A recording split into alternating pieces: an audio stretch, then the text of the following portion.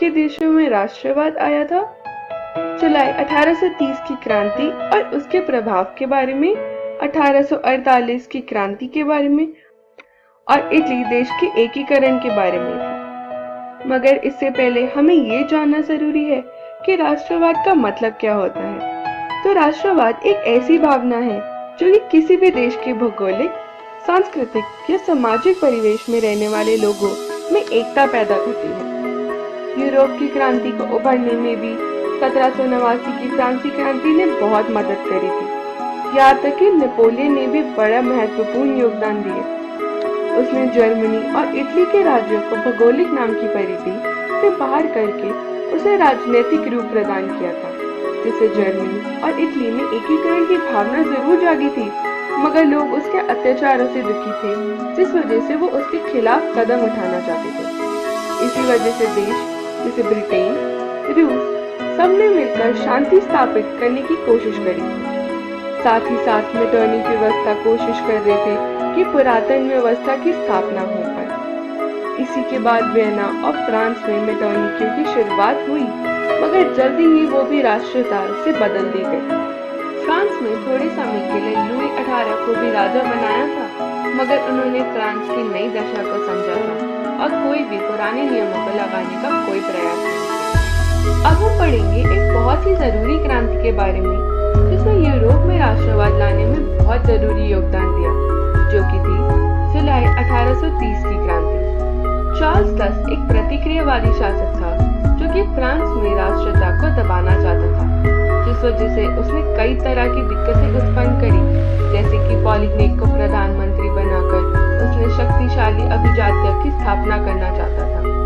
मगर उदारवादियों ने इसे क्रांति के विरोध में एक चुनौती समझी, जिसकी वजह से चार्ल्स 10 और उदारवादियों के बीच गलतफहमी पैदा हो गई।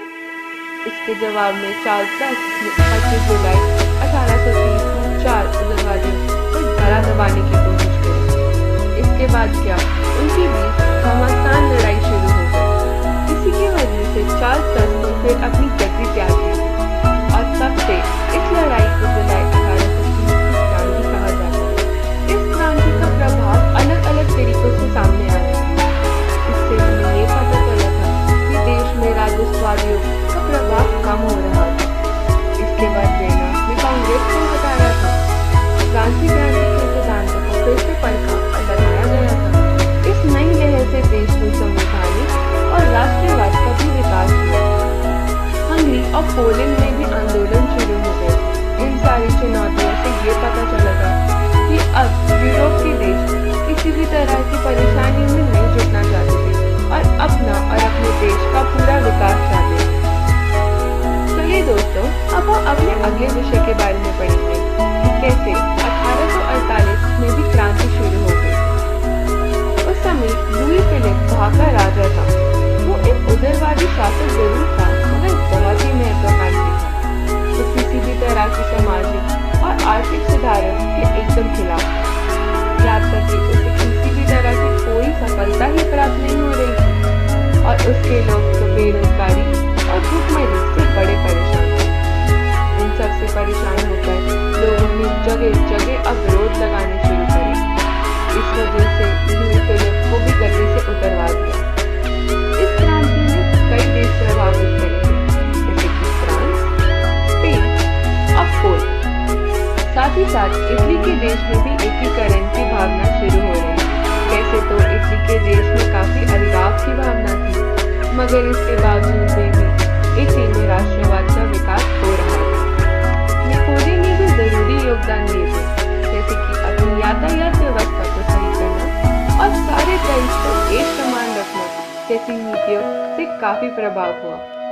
इसके बाद तो फिर इटली के 2 राज्य जो कि थे पिडमाउंट और सर्डिनिया, दोनों का एकीकरण कर दिया गया था। यहाँ तक कि 1820 में भी संवैधानिक सुधारों के लिए नागरिक आंदोलन शुरू कर दिया।